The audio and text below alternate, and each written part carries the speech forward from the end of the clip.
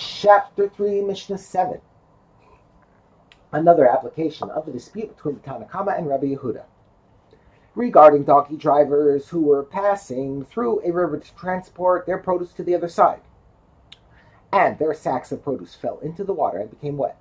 If the donkey drivers are happy that the produce was cleaned in the river, the produce is included in the la b'chiyutan.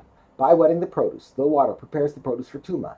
This hechsher takes effect even though the owners did not perform any action that would express their satisfaction. But Rabbi Yehuda says it is impossible for the donkey drivers not to be happy, for they are certainly pleased that the water cleaned their produce. Nevertheless, there is no hechsher unless they turned over the sacks, so that the water inside them soaks all the produce. Only through performing this action, which shows their pleasure, do they consider hechsher to take place. Another application of the dispute. If one's feet were full of mud, and the feet of his animal were also full of mud, and he crossed the river with his animal, and the river washed the mud off their feet, the law is that if he is happy that the mud was washed off, the water remaining on himself and the animal is included in the law of b'chiyutan, i.e. it can cause hechsher. There is no need for him to perform any action.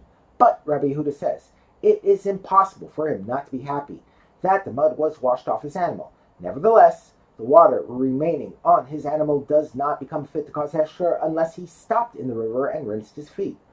To make the water fit for hechsher, he must perform an action of this type.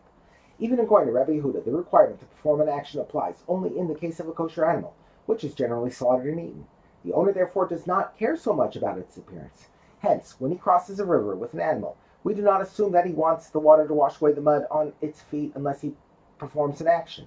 But in the two following cases, Rabbi Yehuda agrees with the Tanna Kama that hechsher takes effect even without an action.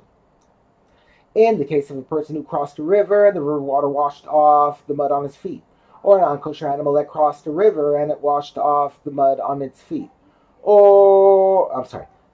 water on their feet is always tameh, i.e. it can cause hechsher, even though he did not stop and rinse his feet or the feet of his animal. A person cares about the cleanliness of his feet and also the feet of his non-kosher animals, which he uses for work, in contrast to his kosher animals, which he slaughters and eats. Since it is obvious that the owner requires the water in these cases, Rabbi Yehuda agrees that no action is necessary.